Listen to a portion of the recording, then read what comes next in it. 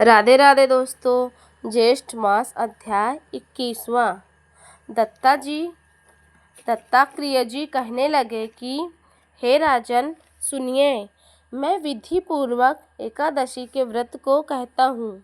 हे विप्र, दशमी के दिन प्रातः काल उठकर शौच विधि को करे, काष्ठ के दातून को त्याग कर पके हुए पत्तों से दांतों को शुद्ध करें, महानदी में मंत्र पाठ पूर्वक पंचद्रव्य से स्नान करें, संध्यादिक कर्म करके शुक्ल वस्त्र पहनकर घर को जावें, गूलर के पात्र में उत्तर मुख होकर जल को भरें और देश काल का उच्चारण कर ब्राह्मणों को प्रणाम कर कहें कि हे देवी, मैं भक्ति पूर्वक आपका व्रत करूँगा।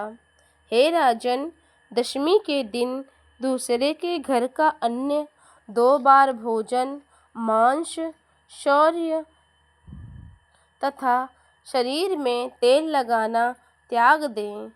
हे राजन, अविव्यय अन्न के अतिरिक्त और समीप पदार्थ अमीम्य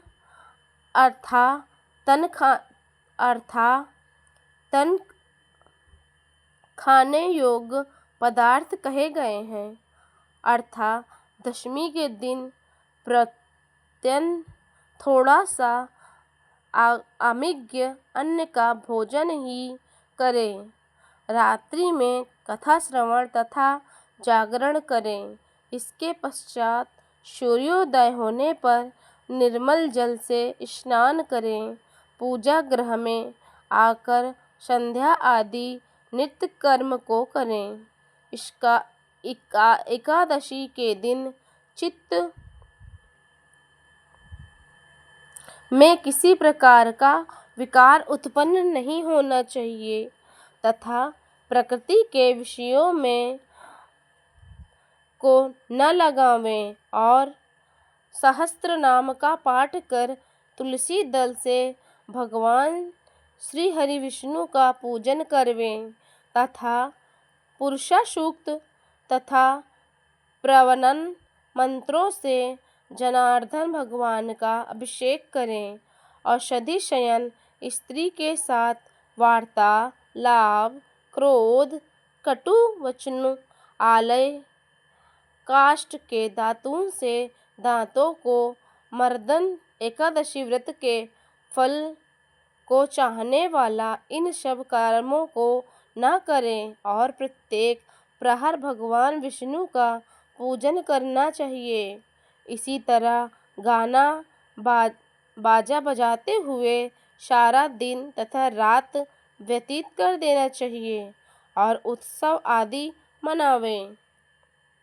दूसरे दिन प्रातः काल जितनी द्वादशी है उस द्वादशी में मुक्त चित्त युक्त से पारण करें। पारण न करने से पुण्य की हानि अवश्य होगी, इसलिए सर्वप्रथम द्वादशी में पारण करना बहुत शुभ होता है। हे वत्स, कृतियों को संपूर्ण व्रत की सिद्धियों के लिए द्वादशी में पारण अवश्य करना चाहिए। पारण के दिन बहुत से ब्राह्मणों को भोजन कराते, जो समर्थ हो वो 12 ब्राह्मणों को भोजन करा देना चाहिए। पूजन सामग्री से भोजन कर तपस्वियों को भोजन करा देना चाहिए। शुक्ति पर्यंत शर्करा युक्त प्रयास कर भोजन करवावें और श्रेष्ठ ब्राह्मणों को मौन पूर्वक भोजन कराकर स्वयं भोजन कर लेवें। पराया अन्न, मांस, मिश्र, उड़द तेल, स्त्री से सेवन, मधु, औषधि, दूसरों की चुगली, हिंसा, कांस्य के पात्र में भोजन करना, पान खाना या हजामत और 2 बार भोजन करना, यह बातें द्वादशी को त्याग करें। सब व्रतों में यह उत्तम व्रत इन दिनों में साध्य होता है। हे तपो श्रेष्ठ एकादशी के दिन भोजन नहीं करना चाहिए और अन्न का तो सर्वथा त्याग करना चाहिए। एकादशी को अन्न खाने में नरक में जाता है। द्रव्य जल लवण जहाँ अग्नि में प्रकोप हो जाते हैं उसी को लवण कहते हैं। अन्न धन से जो सिद्ध उसमें वही लिया जाता है। जो मोह वश एकादशी के दिन पारण के समय पर्यंत द्वादशी को धान्य का भोजन कराते हैं वह शौचंद्रयान व्रत के पापों से मुक्त हैं। हे राजन, जो तुमने मुझसे पूछा उसका उत्तर मैंने तुमको दिया। राजा पुलिंद के कहने लगे कि हे तात, परम अद्भुत तो रहस्य क्या है? उसके अनुष्ठान के लिए मुझे शक्ति नहीं, क्योंकि मेरा शरीर अत्यंत जर्जर हो गया है। इसलिए कृपा करके इसके सार को ठीक ठीक कहिए। भगवान सार पदार्थ समस्त कर्मों के होते हैं।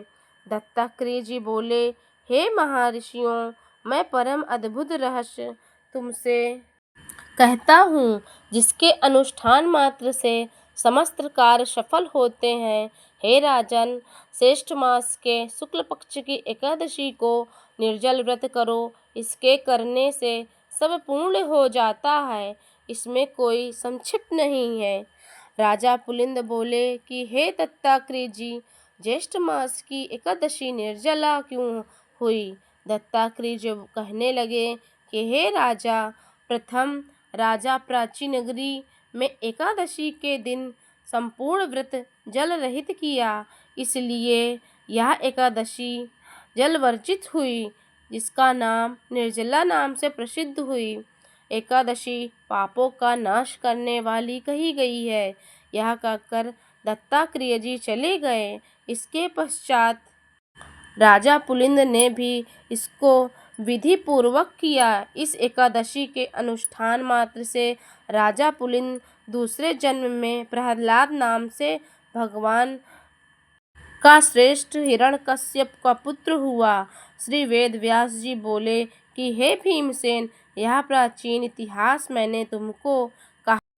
श्री वेद व्यास जी बोले कि हे भीमसेन, यह प्राचीन इतिहास मैंने तुमसे कहा।